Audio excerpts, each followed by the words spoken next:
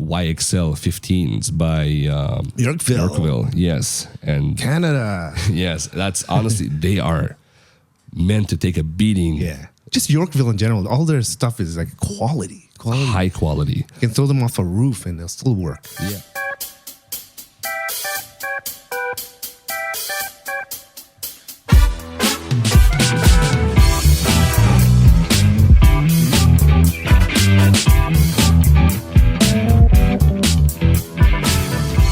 How's it going, everyone? Welcome to another episode of the Clever DJ podcast. My name is Ilya. And my name is Nino. Welcome, guys. We are proud to present another episode. Yet another one.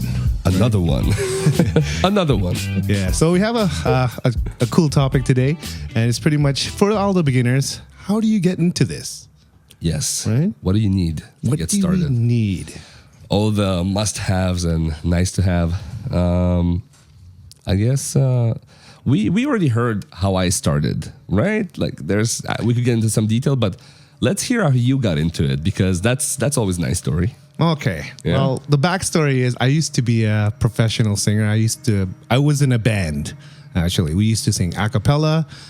So basically, no instrumental backgrounds, just our voices. So I know you guys see like a cappella singers, like I can't even name any right now.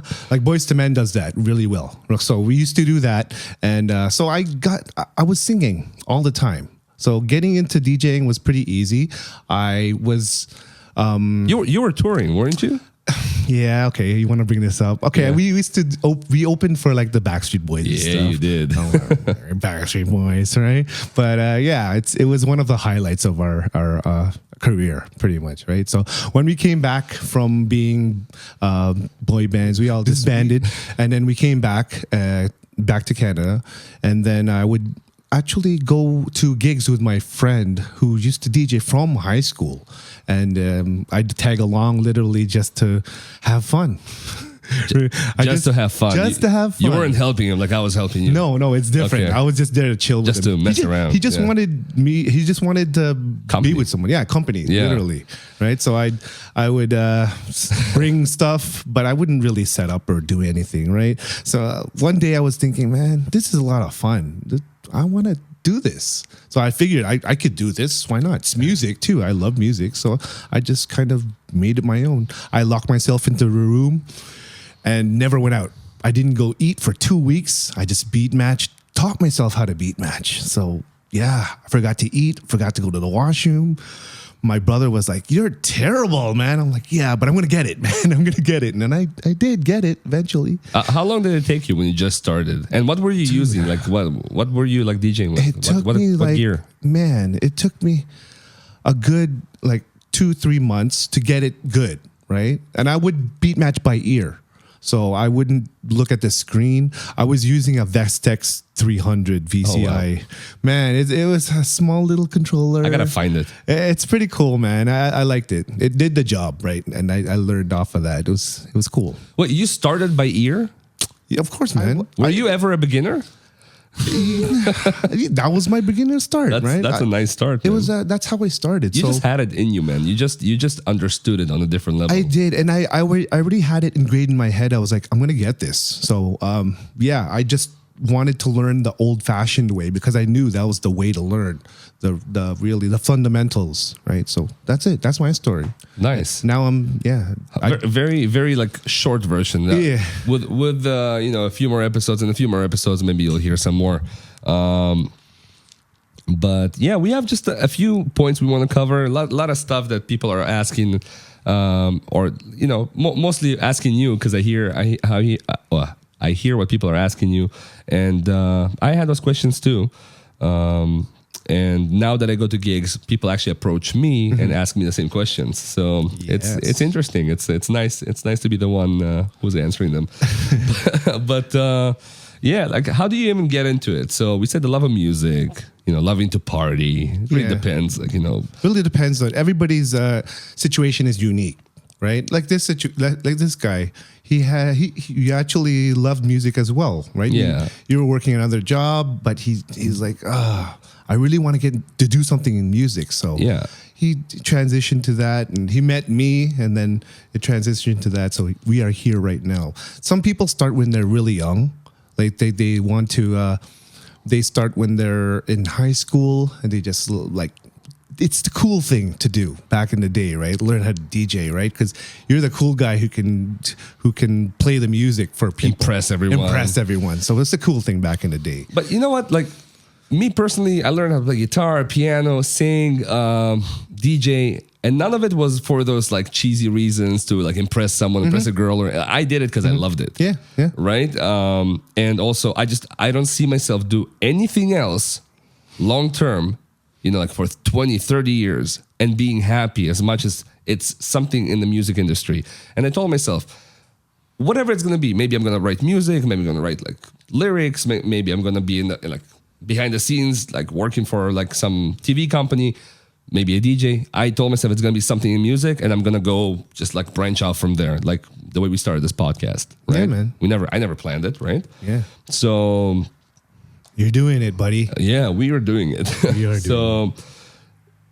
You know, everyone has a different start, but mostly it's because you love music, you want to party, socialize, meet people. You know, some people get forced into it, like tell them the stories. Yeah, people you know. So I know some people who got forced into it, like doing a friend's wedding, like a cousin asking, like, can you play just play some music? We're not going to have a DJ, so play some music, and we'll see how it goes, okay? And then you end up doing a great job, and then everybody's like giving you props and stuff. You did such an amazing job, and then you figure out, oh shoot, I can do this, right? So it's kind of like forced upon you. Well, not really forced, but you can take it to that next level too, right? So.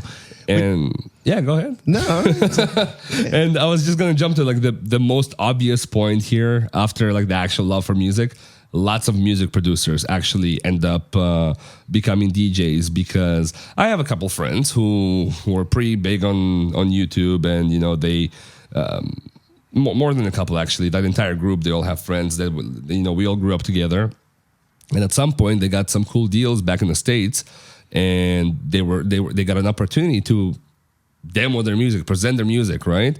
They had a new album coming, new EP coming out, and they were told, hey, do you guys want to DJ? And they're like, we're not DJs. They had to learn how to do the very basics to get in the club and play their music because it's EDM, right? Yeah. So, or maybe it's because you actually plan to, because you want to promote your music, or you know. Music production. It kind of goes hand in hand, DJing and production. So to get to a certain level, you want to do both, right? Not necessarily, but it helps a lot if you can do both. Yeah. Lots of the very successful producers are DJs, and lots of the very successful DJs are producers. It's true. It's not true. everyone. Not everyone. You don't have to, but it does help. Definitely helps. Yeah, a lot of. Guys I know girls DJ as well, but a lot of guys just want to meet girls, because you meet and socialize with girls at gigs and stuff, like especially clubs, right? Yeah, that's a great way to meet someone. It's a great way to meet someone, honestly. Yes. And sometimes it could get out of hand. You're going to meet too many people. Yeah, especially if you have a girlfriend or a wife. Yes, and that's one of the difficult parts of DJing when it becomes a career, to actually juggle a family life and then to actually become a semi-popular or very popular DJ. It's another topic on its own. Yeah, honestly, we're branching off again. But what's the best way to learn? So I feel like I had a perfect start because that's just me. That's you. That's how you want to start, right? But a lot of people would like to start that way. Yeah. Perfect start. I wouldn't say perfect, because I could have done better in many aspects. But there were a lot of reasons why it didn't go as smooth as I wanted, right? But perfect, I mean the opportunities I had, right? So lots of different connections. You know, before I met you, I had a couple other friends where I was working, and they were DJing there at the same venue, and. You know, I tried with one guy, and like he took me to a few events, and it was interesting. I wasn't ready yet. And a few years passed. I kind of like tried to understand it a little bit, but I never got really like good. And then we met, and that's when I decided to go full into it. So some people start with an online course, or like they get anything on YouTube or Udemy, or I don't even know how to say Udemy. Udemy, yeah. Master's class. Yeah, master classes. They get one of those like private courses that people put out there, and they're great. But I find that there's no like one size fits all with those courses. Like I've done several of them. I've paid good money for those courses, and often I find myself in a situation where I'm like, well, this doesn't work for all of these tracks. So you gotta kind of, it's like a guideline. Yeah. I wouldn't say they'll teach you. It also depends on how your learning style too, right? Sometimes teachers don't teach the way you need to teach. Sometimes you need to be in front of and do things hands-on. Yeah, or maybe you just like don't click with their style. Yeah, with their style of teaching. But some people just love it. They're not very social to like do this with someone else. They just prefer to watch someone on the screen and learn that way, right? And they learn well that way. And that's another point. The next point, which we can go to. You can go to a class too. They have classes in your cities usually. They do? Yeah, they do. Oh yeah, I went to one. Yeah, you went to one. Come on, you would know, Brady. Yeah, I love that class because I got you to prepare me for it. So I was already like the only one who really knew what he was doing there. But I was still like much more of a beginner than I'm even today. But this was on vinyl. Yes. Like, so that was even harder. I've never done that. Right? That's impressive. I like the fact that he taught you guys on vinyl. That's cool. That's cool. Met lots of good friends. Lots of them are actually decent DJs today. Certain things they do better than me. Certain things I do better because I went a different way. I do open format. They do something else. It's just interesting. Like that course. Only now I can see some of the results. Like why it was so good. It took like a year to develop after that. But it's always very good to go to a course, a program, if that's how you learn, hands on. Yeah. Next point. The best way to learn is just by doing it. By literally just going. Well, not even just. Events, getting thrown into the fire. It's like that saying, right? If you can't stand the heat, get out of the kitchen or something. Yeah, something like that. Literally, it's the best way to learn, but of course, not at the expense of the client. You want to start maybe even friends gigs. Yeah, friends gigs, like small parties, like maybe for families and stuff, cousins, just to get your foot in the door. Yeah, like it's the best way. Offer your friends at work, your colleagues, tell them, hey, I'm gonna throw a party for you guys. Yeah. So there's no pressure. Yeah. There's no pressure. Yeah, I actually tried to do that myself, but where I wanted to do it, they had way too many rules about like how loud it's gonna be and all that stuff. And then I just started getting my own gigs. And if one day I'll find it, I'll definitely still do it. If I find a spot for it where where everyone can come together from wherever they all live. Yeah. That'll be fun. We also have an MC at work. Oh, you do? She does weddings. Oh, that's nice. Yeah, so that's good. Yeah, it could be a lot of fun. Yeah, you can get her to MC your weddings, and you just DJ. Yeah. Maybe I told her we could like actually collab together. Why not? Another one is shadow and mentor. That's where we come in. Where my story.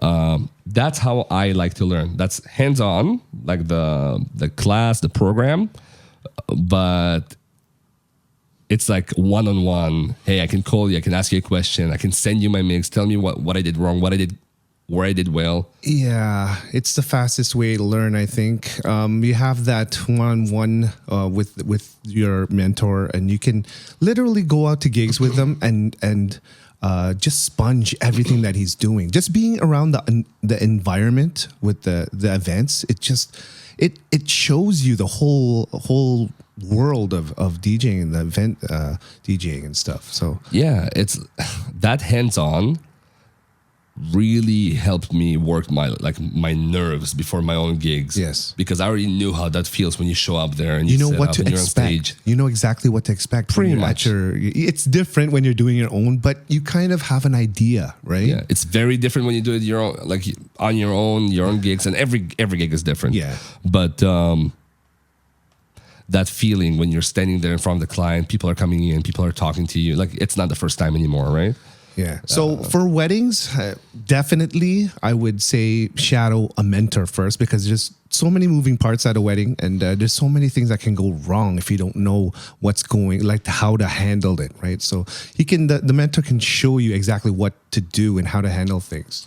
Yeah, and another great way to learn is, I already mentioned it partly, with a friend or a group of friends, and it's better if they're all beginners. So when we finished our program, it was about 3 months, we all became friends, and we started this like DJ community. Not a very big one, but you know, it was kind of successful. You know, we made lots of good friends. We had like 100 something people join, and we just, you know, we all learned. We all gathered, you know, created, started events just so we can all have an opportunity to DJ in front of each other and not judge each other, because it was a safe space for us. Yeah. So that was you guys are still kind of together, right? Well, that's the thing. Like once we all kind of started getting out of that super beginner zone, we all branched off to different things, right? But we're still, you know, we still talk. You and still stuff. touch it. Yeah.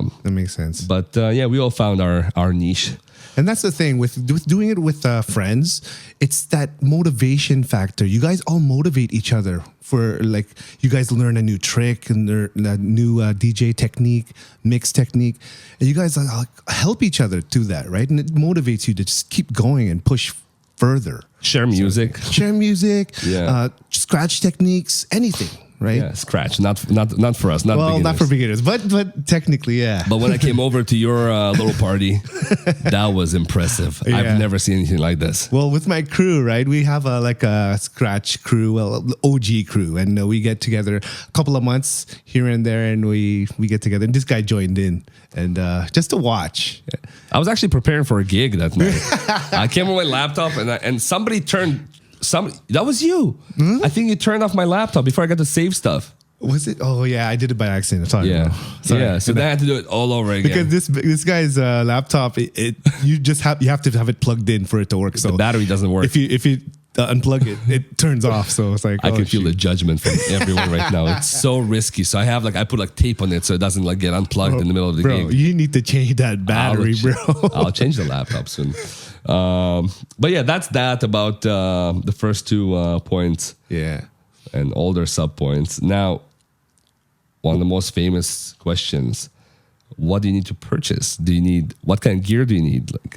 When I bought stuff, I didn't need to buy stuff. He told me, don't buy stuff. I still went and bought it, right? So I like to have my new stuff, my new toys. You gotta be careful with that stuff, man. Don't buy stuff that you don't need, even though you think you need it, but you don't. That's why having a mentor is important, because he'll let you know what you need right off the bat. Yeah, if you listen to them. Just if you listen to them, right? So off the bat, controller software, would you say you need it? Honestly, you don't. You can technically just DJ off your laptop. If you're broke. Now, most of us, when you're in your 20s, maybe close to your 20s, maybe you're 25. You're working a job. You have $200-$300, right? You can buy something used or brand new that costs just $200 to $300. The Rev 1 is $400. Rev 1 DDJ. Long and McQuaid had it for what, half off? $200, yeah, half off, 50% for their big sale. Yeah. So it's not very common to get it at that price, but there are inexpensive options out there. Anyway, you could get a controller and actually do it right, and it usually comes with at least the light version of either. Does Recordbox have a light version? I never use Recordbox. I don't know if they do. It just comes native with Serato. Well, Serato, I know they have a Pioneer. Pioneer, I mean. Yes, Serato. I know they have a light version and the Pro version. I'm not sure about Recordbox, and I never used Recordbox. I don't think so. I think it's just full version. But yeah, so technically you don't need a controller. You can do it off your laptop, but it's different when you have an actual piece of hardware playing with it. You'll actually might want to pick it up more. You're more likely to pick it up more and just don't buy something so expensive, because you never know. You might not like it, and then you can actually just, you didn't fork out $2,000 on a Yeah, controller. maybe DJing is not for you, and then Exactly.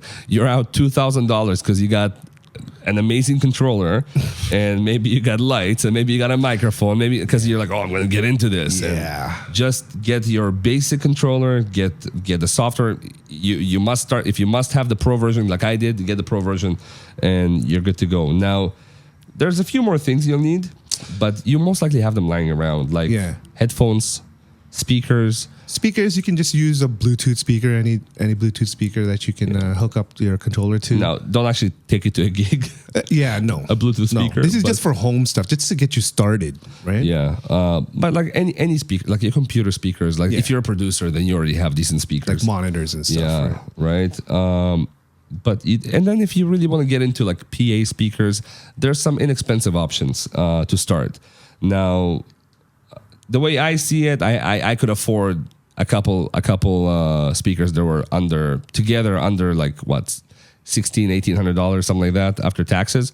To me, that doesn't sound too expensive, especially considering the investment, and the quality is just insane, just amazing. Yeah. I have the YXL 15s by Yorkville. Yes, and Canada. yes, that's honestly they are meant to take a beating. Yeah. Just Yorkville in general. All their stuff is like quality. High quality. You can throw them off a roof and they'll still work. Yeah, that's what I like about them, because even if something happened to them, it's so easy to fix them too. Yeah, And they do it on the spot there. And the thing is, they won't break. You have to really try.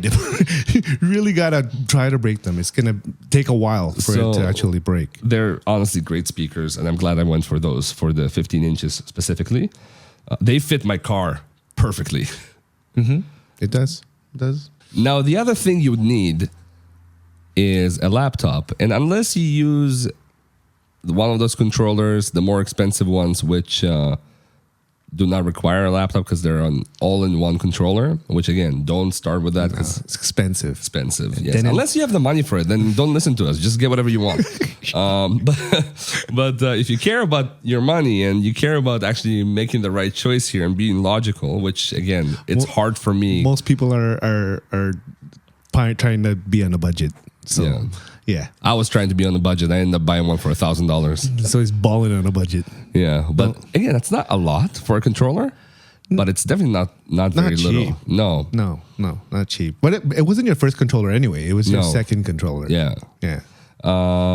Now you need a laptop and a laptop stand. Even if you're not gonna go to gigs yet, it's just to like hover over the table or wherever you're doing it. You need a laptop. They're $30. All right. Technically, don't really need it right there if you're just doing it at home. But Okay, put it on books if you want. Yeah, but you can put it on books for now. That's when we go out. When you're going out for gigs, you have to look proper, so you have to have a stand. But get a laptop stand. sure. Okay, fine. It's cheap, man. Okay. Anyway, you don't have Let's to move on. And then if you're getting more pro, of course, you have to have more space. So you want to get a external hard drive, a SSD. You have like a Bentley laptop stand. Yours is so expensive. Oh yeah, because it's a hub too, right? So Oh my God, yours is like a few hundreds of dollars. it's $200, man. So Yeah. don't get It's that. more than that. I looked it up. Now it is more expensive. But yes, you were saying SSD. That's if you have gigs. Yes. If you have gigs or you don't have gigs, but you take your music like from one friend to another and you're just kind of like jamming together, it's really good to have your music with you or as a backup because you have it on the computer, but then all of it is on the SSD. You only have what you need on your computer for the gig or what you usually use. But then everything else is on the SSD and usually in one more spot, at home somewhere else. Yeah, But you can keep it on a USB if you have one of those big USB drives like 64 gig or 256 gigs. Yeah. So just for backup. And then cables, but when you just start out, it's just very like cheap cables. Not too many kinds. I mean, once you start gigging, Yeah, a lot of the cables you will have at home. Some of them like the RCA's to headphone jack. You'll have that. Most likely, you want to plug. Some people have Some them, people, some don't. but yeah. most likely. If you're in production, you almost for sure have that. If you're doing something with music or video, you probably have that. Last but not least, Yeah. last thing you need is, of course, music. Music. Where do you get it? Now, we're gonna try to tread carefully here. All right. No, I'm not gonna check. You can get whatever you want wherever you want, but we're not gonna talk about that. Okay, you can say that. Okay, I'm gonna talk about it. let's talk about it. Because when you're People are gonna get their music on YouTube. Okay, people are gonna do Yes. that, but we don't recommend it. No, but it's how you start, man. You have to, especially if you don't have money. Are we recommending And it you or don't- not? 'Cause No, it looks like I'm not recommending it, but you are. No, we don't recommend it, especially if you go pro, right? But just to practice at home, you got to start somewhere. Yes, you gotta have a license. Like a lot of people don't understand. In order to play your music somewhere, you have to be licensed. Now, the chances you'll get caught are probably zero. Zero. But the thing is, it's not just if you get caught; it's the integrity of the matter. And you're an artist; they're an artist. You know, you're in music; they're in music. It's the respect you have. I've heard that though somebody got caught. Like it was really It was a hard slap.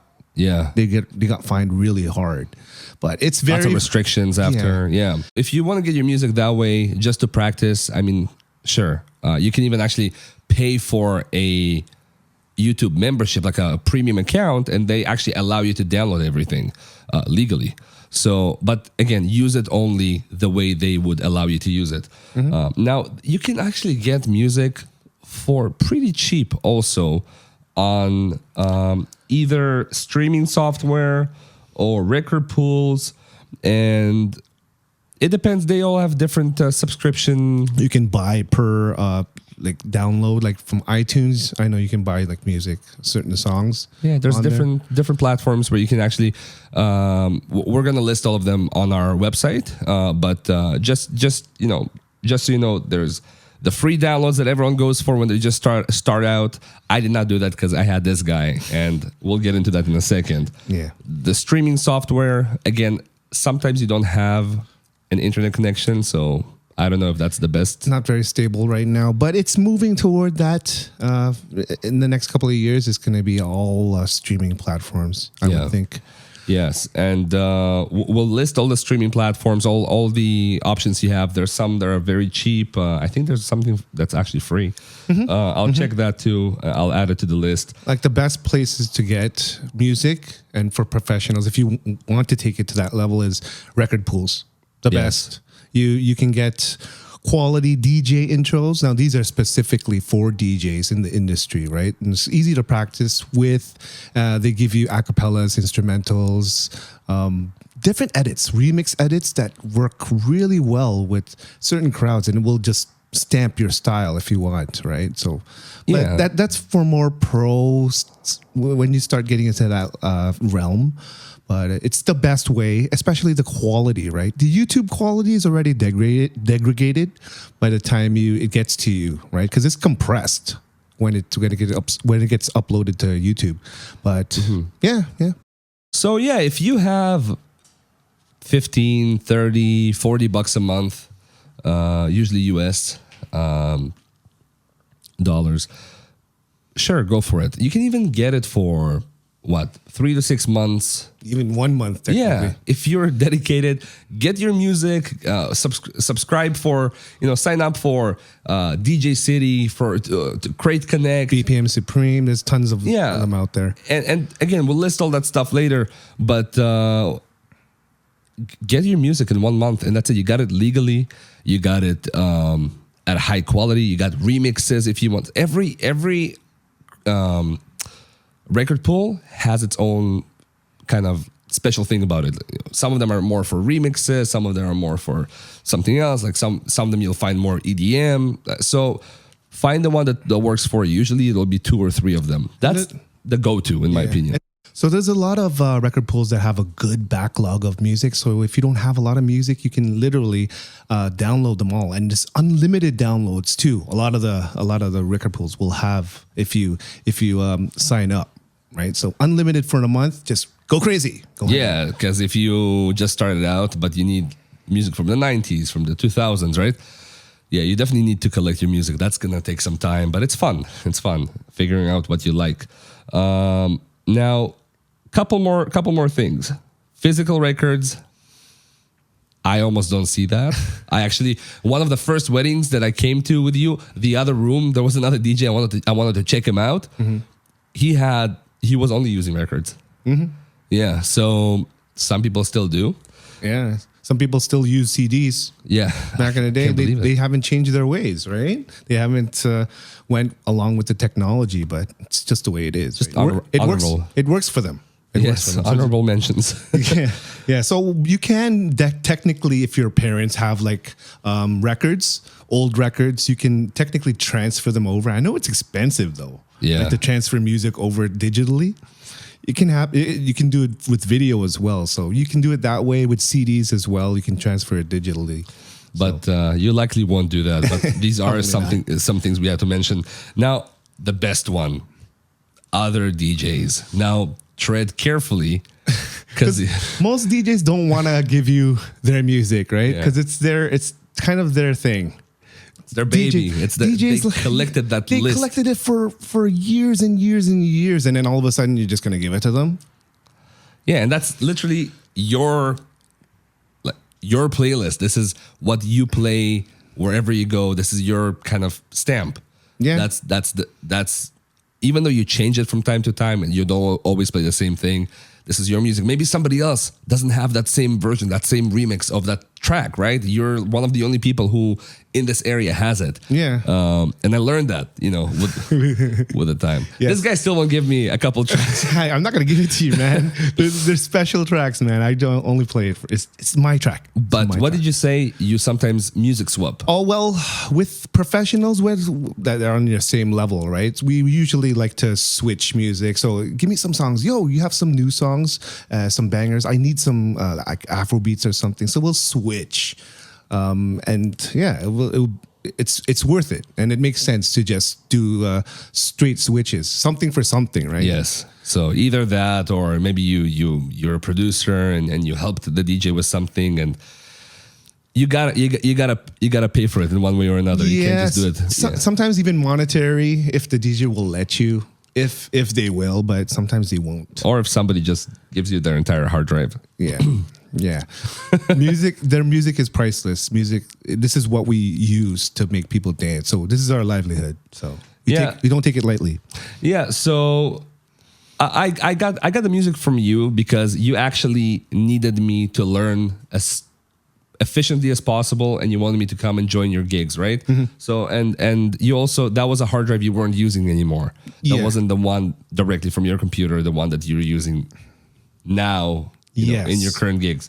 So you're like, okay, that makes sense. I'll give it to him. But there's like 100,000 songs on there. Dude, more. There's so many songs I didn't even know they were on there. And just to touch on this, and we touched on that before too, you will learn that if you're just a beginner, you will learn that if you use someone else's music, someone else's library, you will end up just scrapping it all, because you don't get the logic, maybe you don't like the music, and then you'll start over. So I started selecting what I like and then getting my own stuff from record pools. But it was a great way to start, right? It was a very good way to start. But just to sum up, really what you need is a controller, software, headphone speakers, a laptop. Now, get a reliable laptop and you should be talking, man. Do as I say, not as I do. Exactly. Because I'm waiting to see if I want to go for a MacBook Pro or if I'm getting another Windows laptop. I'm still deciding, right? Because this is a lot of money to drop. Yeah, like the one I want to get is like $7,000, right? And Canadian. I don't know how much it's in the US, but do I want to do it? Do I want to go on a payment plan? I'm not sure, right? So whereas I can get a really nice one for $2,000-$3,000, which is a Windows PC or laptop. So I'm just trying to decide still. Maybe an external SSD if you're actually moving around with the music, cables, record pools. Subscribe to a couple of them. But really, that's all you need. Yeah, it is. Yeah. So yeah, I think we covered pretty much everything. Pretty much. And if there's something we didn't cover, There's way many more episodes to come. Now, we also are going to list everything we speak about on each episode, anything that's worth mentioning on our blog, on our website. So if there's anything you want to learn about in more detail, definitely check our website out, social media, everything's in the description below. And thank you very much for joining another episode of The Clever DJ. And thank you very much from me, Ilya. And Nino. All right. Till next time, guys.